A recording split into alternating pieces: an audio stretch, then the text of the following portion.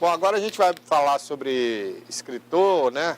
Falar um pouquinho aí, ele que também é pai de cineasta, que já esteve aqui com a gente, que é o Vitor, né? E o Ademilton é baiano, natural de Salvador, como eu falei, morou muito tempo na capital baiana, depois migrou aqui para o interior em 89, onde residiu e reside atualmente. Trabalhou como bancário, contabilista, né? E hoje dedica seu tempo a uma de suas maiores paixões aí, né, que é a escrita, além de estar presente no mundo do cinema e da TV e do rádio como ator, apresentador. Foi premiado também, condecorado no Brasil e no exterior, por participação em várias antologias poéticas, né, e concursos, além de ocupar a cadeira número 535 da Academia de Artes e Ciências e Letras do Brasil e a cadeira 38 da Academia Literária Internacional de Poetas e Escritores e a cadeira número 265 da Academia Luso-Brasileira em Portugal, né? De Letras do Rio Grande do Sul também. Atualmente, o escritor divulga os seus livros mais recentes no site ademiltonbatista.com. Agora a gente vai falar especialmente da sua carreira e do lançamento do último trabalho dele, que é Vencendo o Tempo. É um livro muito bom, por sinal, eu ganhei um de presente. E está aqui o Ademilton para bater esse papo com a gente. Está ali o Vitor também, né? Todo mundo mascarado hoje. Bom dia, Vitor, né? Bom dia também, Ademilton. Bom dia, Barbosa. É um prazer estar aqui novamente nesse ambiente tão familiar, né? E obrigado aí pela oportunidade de entrevistar meu pai, que é um talento muito recíproco e promissor aí para o mundo da literatura. Isso aí. Ademilton, bom dia, prazer tê-lo aqui mais uma vez. Bom dia, Barbosa. É um prazer, o prazer é todo meu, né? Estar de volta a casa. Bom dia, telespectadores. E, assim, é um prazer, né? É isso aí. Prazer muito grande, realmente, estar aqui, né? Ser entrevistado por você. Contar um pouco da minha história, que eu já venho contando, na verdade. Mas, em virtude de alguns acontecimentos, no ano de 2021, nós demos, assim, uma parada forçada, né? Pela vida, mas estamos de volta, devagarzinho, e vamos dar sequência ao projeto que a gente iniciou há muito tempo.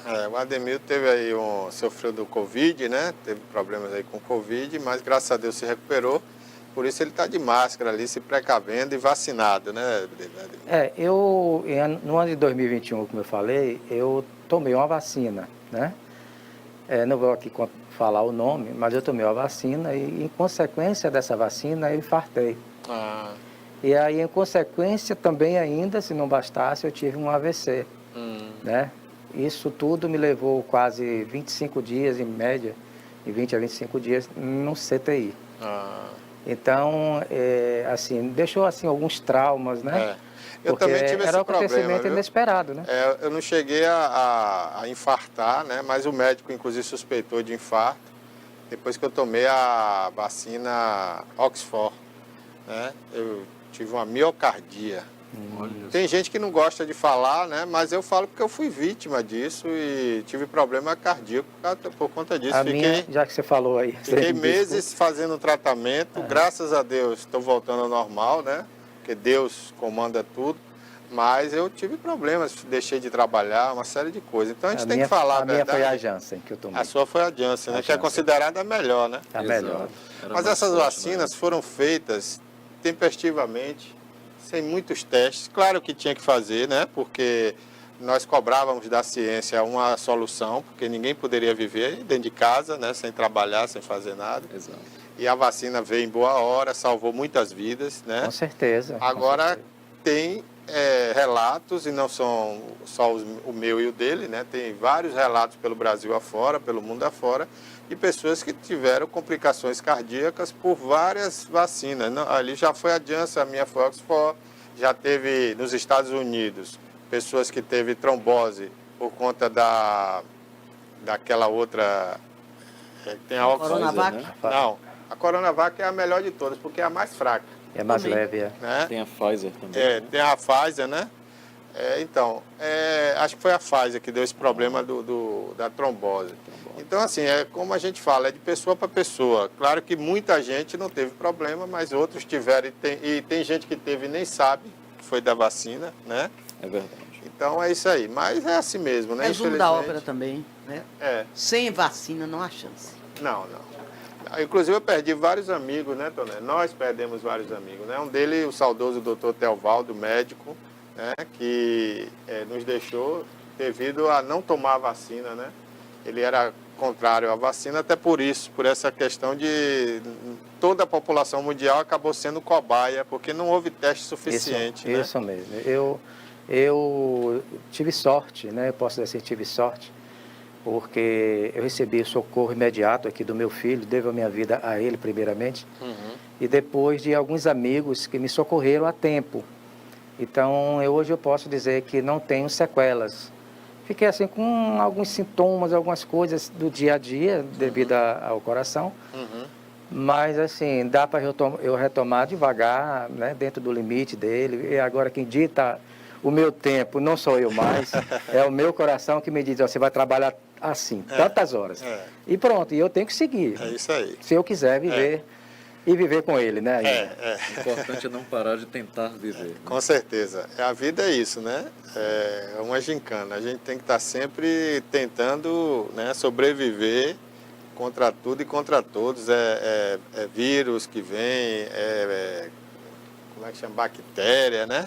Cada hora é uma coisa. A vida é um desafio, na verdade, né, Barbosa? Porque viver é um desafio desde a hora que você nasce. Desde a hora que nasce, você já está morrendo. Você já começou a morrer. É um desafio constante. É isso aí.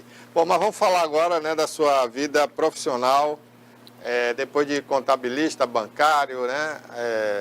Você entrou por esse mundo da arte, a gente já conhece essa história, né? Que foi através do seu filho cineasta, você se tornou ator.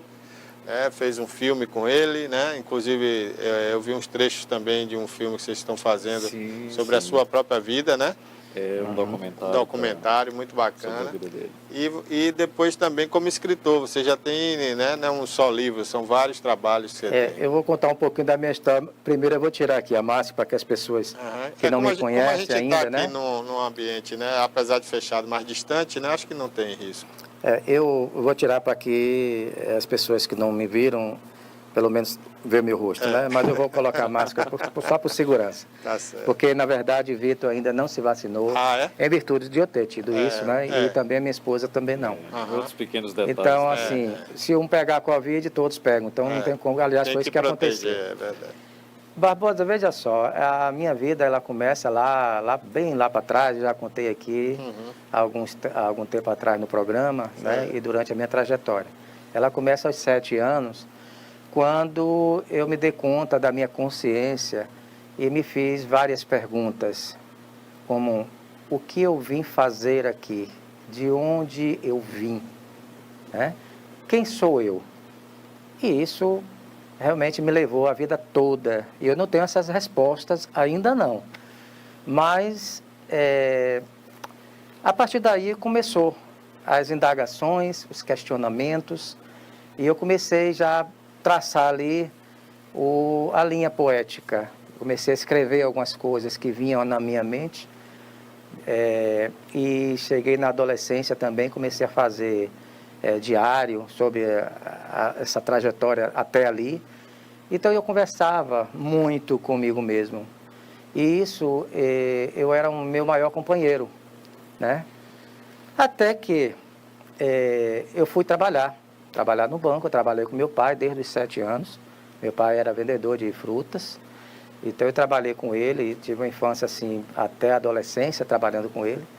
E pude aprender um pouco com meu pai, né? Sobre as experiências da vida, e isso foi me tirando algumas dúvidas. Mas, na adolescência foi que se manifestou realmente a veia poética, que eu comecei a fazer alguns trabalhos para a escola, e nela, inclusive, eu participei até de uma peça no Adonias Filho, com uma crônica. Eu não lembro muito que essa crônica acabou se perdendo aí pelas mudanças, né? A veia de ator, você vê que já estava lá atrás, né? Então, eu comecei a esse questionamento e dei sequência a ele. Até que o meu trabalho me tomou muito tempo e eu parei um pouco essa parte literária. Isso já foi aos 19 para 20 anos, né? Isso me tomou, eu diria que quase 30 e poucos anos da minha vida de trabalho como contador, né? como bancário, contador, ou seja, o homem dos números. E isso não me preencheu durante a vida, né? E uma outra parte importante foi em 2013 para cá, quando o meu filho resolveu fazer um filme. Aí ele chegou para mim e falou: meu pai, vamos fazer um filme? Eu me surpreendi, né? Mas era a profissão dele, que ele gostava, amava, e eu sempre incentivei. Então, ele disse, vamos. A gente estava em viagem de férias, veja você. E aí estava com os equipamentos, né? Câmera, de vídeo, foto, essas coisas, filmadora. E começamos a fazer as primeiras imagens. E filmagens também, né? Filmagens, fotos, essas coisas todas. E daí começou a minha história para aqui. Coleta de dados memoriais aí, né, dos arquivistas, e acabou gerando esse documentário que vocês estão vendo aí, né? Aliás, esse pequeno curta que nós participamos de um festival na Austrália, e ficou muito legal. Isso aí é uma síntese do filme que nós estamos fazendo.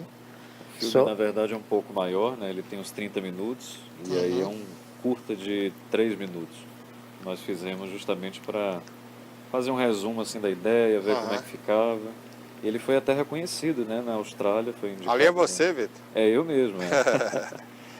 E a gente está usando assim imagens reais da minha infância, imagens reais da juventude dele, vídeos que naquela época se filmava na fita VHS. Né? Você conseguiu recuperar? Recuperamos, passamos para o digital. Mais bonita essa. São as memórias dele, né? O curioso é que o filme, claro, com exceção da doença que nós estamos querendo abordar, que é a doença do Alzheimer, então essa história confunde um pouco com a minha história, mas aí é ficção. É ficção, né? Aí é ficção. A gente está jogando um problema que é mundial, né? Eu diria que é uma das 5 maiores doenças do planeta, é o Alzheimer, e não há assim uma cura imediata. Sabe-se que algumas coisas retarda ela. Como jogar xadrez, como ler um pouco, como ler muito. Trabalhar a mente, né? Trabalhar a mente, movimentar a mente. Então, a gente não sabe muita coisa sobre o Alzheimer. A pesquisa está avançando ainda. E por isso mesmo, é uma doença cruel. Cruel, rapaz. Ela apaga a consciência do indivíduo e ainda em vida, né? Porque é meio complicado. É meio complicado. Inclusive, com relatos de pessoas que conviveram, né, com parentes que têm esse problema, a memória fica longa porque ele lembra de coisas do passado, muito longe, né, de quando ele era criança, mas não lembra de coisas recentes, de ontem e de hoje, né? As memórias presentes são apagadas de imediato ali. Isso eu acho que essa questão do Alzheimer é como se o HD enchesse. Exato. É até poético, né? Se você trazer assim para o cinema, para a poesia e para cartaz. Arthur é o nome do filme. É o nome do filme. Arthur, o nome do filme. Em homenagem a um filósofo que eu gosto, que é o Arthur Schopenhauer, né? Mas esse personagem aí, no caso, ele sofre do Alzheimer, não é isso? Ele sofre do Alzheimer. Nós entramos num debate assim muito grande, porque já é uma doença que nós tivemos um passado com ela, com a minha avó, e é uma doença assim muito triste, né? Então a gente está revisando esse roteiro para ver se realmente vai falar sobre Alzheimer. Certo. Mas é aquela coisa, já trabalhamos quase 10 anos nesse filme, falando sobre o Alzheimer. Então agora eu acho que não tem como mudar, não tem como fugir disso. E é um tema interessante porque instiga, né, a inteligência das pessoas a questionarem por que isso, como é isso, né? Exatamente. De onde vem esse problema, porque todo mundo pode estar sujeito a essa doença, né? Sim, com certeza. Eu tenho uma teoria que, claro, eu convivi com o drama da minha sogra, que ela teve o Alzheimer. Eu convivi no início, meio e fim. Ou seja, eu tenho assim um histórico da trajetória dela. Então eu comparei com outros históricos, pesquisei sobre isso, inclusive, para poder até representar melhor o filme, né? E passar essa história para o público. Então, eu tenho uma teoria, né? Então, assim, eu não vou aqui citar porque são teorias minhas, não tem científico ainda, nada provado com isso. Mas, assim, eu só vou dar um furozinho, que isso tem a ver com muitos traumas não resolvidos durante a vida inteira, que em algum ponto da sua trajetória ali ela começa a se manifestar. Agora, claro, pode ser uma doença genética, sim, e eu acredito que seja, né? Mas ela precisa de um estopim. O que se chama de doenças psicoemocionais, né? O fator ambiental, ele desencadeia toda uma série de sintomas. Então eu descobri esse pontinho nessas pesquisas, e eu continuo fazendo essa pesquisa ainda, mas nada se foi provado em relação a isso, né? Bacana. Então, agora, em relação aos livros, né? Quantos livros você já escreveu até agora? Olha, esse daqui é o primeiro da série. É? Né? Agora eu tenho assim projetos. Todo o meu trabalho ele está resumido assim em uma obra que eu quero lançar de até uns 50 livros. É uma audácia muito grande, mas eu tenho já material. É sua meta, né? Que eu Seu escrevi objetivo. muito do ano de 2013 até 2022, eu continuo escrevendo ainda. Muitos trabalhos. Eu tenho apresentado alguns aí na minha rede social, e inclusive fui premiado em algumas instituições, né? Inclusive acadêmicas. E, assim, esse é o primeiro que eu estou lançando e já está registrado o segundo, que é o Meu Céu, né?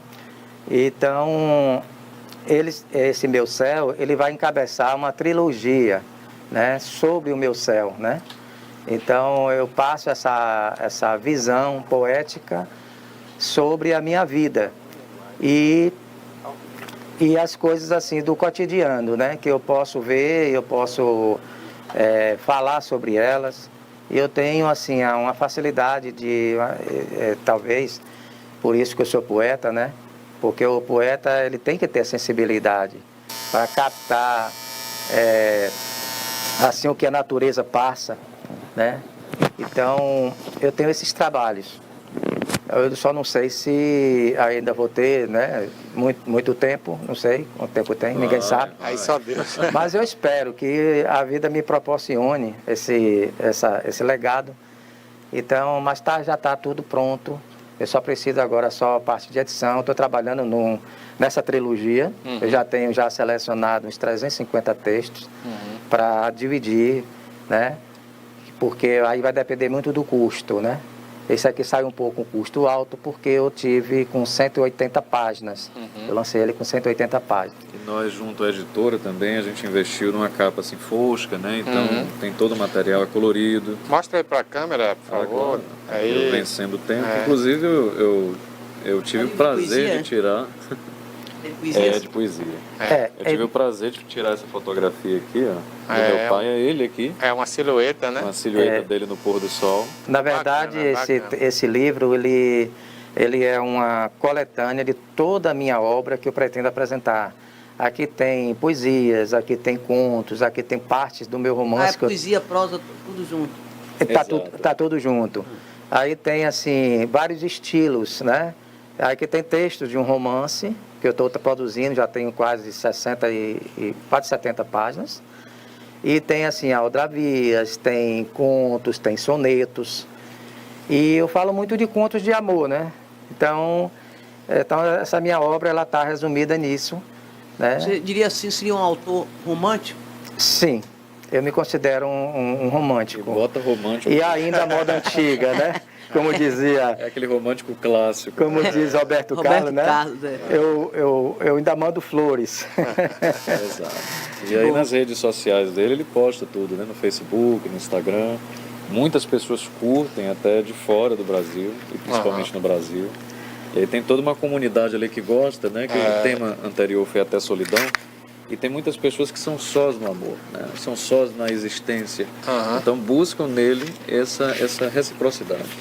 Inclusive, ele já faz parte de uma academia luso-brasileira, né? Que envolve portugueses, né? Sim, eu recebi durante essa trajetória vários convites para academias, inclusive, a princípio eu não estava preparado ainda para enfrentar essa obrigatoriedade de estar trabalhando em cima disso, porque eu sempre gostei de ficar livre, né?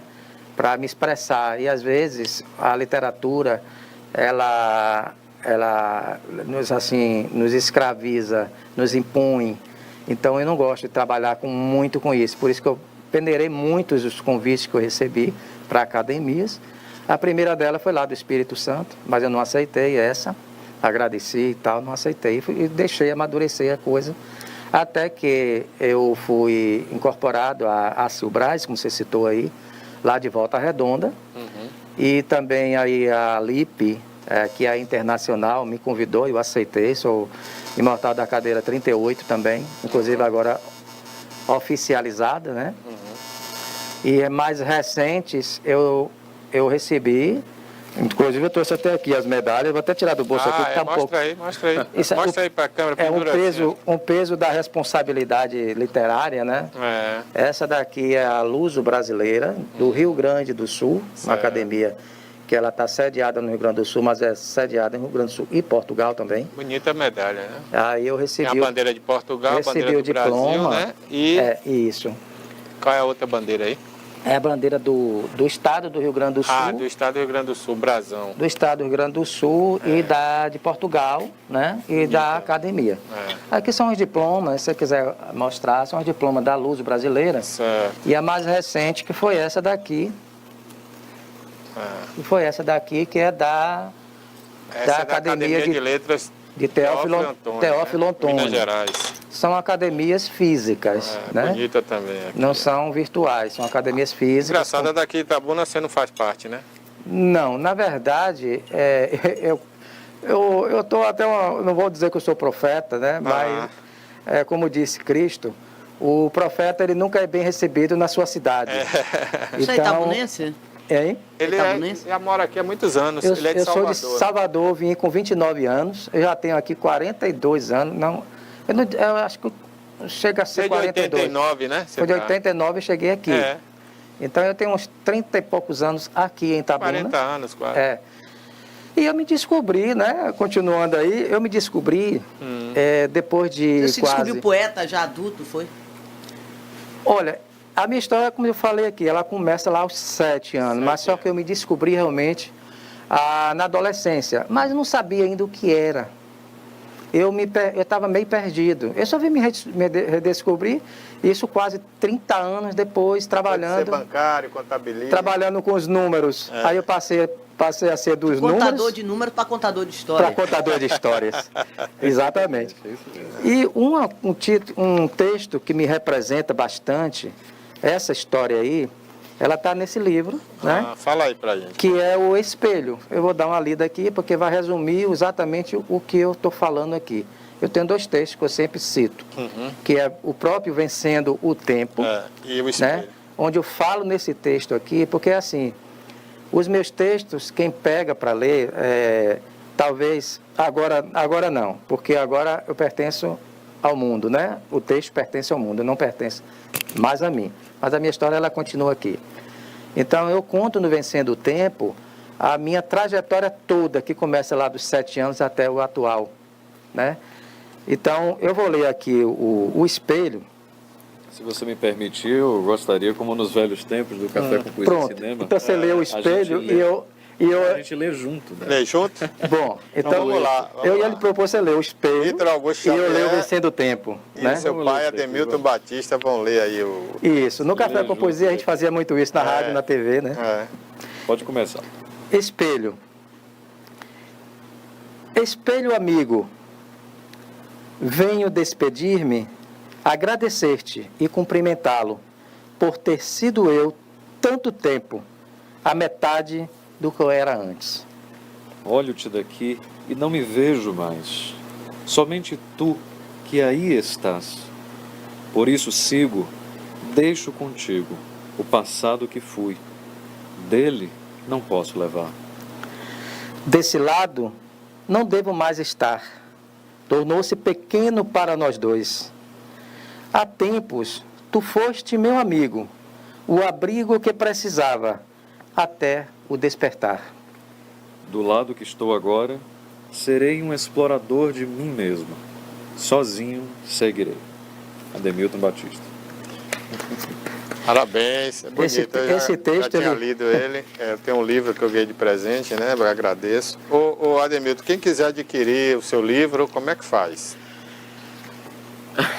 Ele olhou para mim porque É engraçado, é pai e filho, né, Barbosa? É. Mas é como se eu fosse meio que assim um empresário dele. É o agente, né? E aí a gente trabalhou junto na época para criar um site que é justamente aí que as pessoas podem comprar. Eu até passei uma foto aí para Rafa. Ah, mostra aí de novo, Rafa, a foto aí, do site. É um website que é o ademiltonbatista.com, e aí lá dentro tem uma loja virtual onde as pessoas podem estar adquirindo o livro. É, Ademilton Batista. Exato, o livro. Lá você pode ver, parece que ali tem vídeo, né? Não, início... Isso, tem o Vencendo o Tempo e a versão digital do Vencendo o Tempo que está na Amazon, pode ser adquirida. Ah, está na Amazon também, você pode ler no tablet. Como é que é o nome desse tablet? Eu esqueço. Esse é o Kindle. Kindle, Isso, já está na versão Kindle, então não é PDF, né? É o Kindle mesmo. Você pode virar a página assim no celular, bem bonitinho. Tem ele em áudio também para pessoa deficiente? O audiolivro, você me deu uma ideia boa. É um projeto que eu tenho, eu anunciei lá, nós anunciamos não na só rádio. para pessoa deficiente, né? O audiolivro hoje você está no carro, no trânsito, né? Você não pode ler, então você vai ouvindo, né? Isso é interessante. Eu tive essa ideia aí lá, eu diria que no 2018, quando a gente estava na rádio. Né? Então, por quê? Porque nosso público, a princípio, a gente não tinha um público definido para ouvir. E à medida que a gente foi apresentando o programa, tinha pessoas cegas que gostavam de ouvir e ligava para a gente, pedia para ligar. E aí surgiu a ideia, vamos fazer no futuro esse primeiro livro, pelo menos, um audiolivro. Audiolivro, Hoje está muito na moda, né? Em São Paulo o pessoal está ali no trânsito e está ouvindo. Está ouvindo. Exatamente. Bacana. Hoje ninguém tem muito tempo. Hoje a cidade, todo mundo tem hoje engarrafamento, seja cidade grande, média, né? Pequena. Por isso que os podcasts estão cada vez mais crescendo. Exatamente. E aí só um detalhezinho, Barbosa, tem o terceiro livro, o segundo livro mostra dele, aí, Rafa, de novo aí. Que é o Meu Céu, né? Que já está em pré-venda, nós estamos editando. Está ali naquela foto do site, né? Isso, E aí, quem quiser adquirir, já pode adquirir tá ali, no o Meu próprio Céu. site mesmo. Ele já está online. Já está online, já pode fazer a compra. Eu acho que hoje o online deve, né, fazer mais sucesso, embora tem muita gente que gosta do livro físico, né? Tem o saudosismo. Livro impresso, eu mesmo gosto do impresso. Tem gente jovem também que gosta, não é saudosismo, não. Eu mesmo gosto muito do livro impresso. Eu me lembro quando eu era criança, que eu ganhava um livro, eu gostava daquele cheirinho, né? Porque parece que a tinta, o material era um cheiro especial. Dá prazer você pegar, dava prazer pegar, manusear o livro, né? Outra coisa interessante, que você sublinhava aquilo que você gostava, você vai marcando. Né? Sim, é verdade. É isso aí. Ademilton Batista, muito obrigado por você ter vindo aqui. Parabéns, né, pelo seu trabalho, por mais uma vitória na vida também que você teve na sua saúde, né? E parabéns pelo livro. Né? Espero que esse seja o primeiro de muitos, como é sua meta. Já estamos aí online, você viu aí, já estamos com outro ali, né? Escrito. Então nós temos alguns exemplares ainda à venda, né?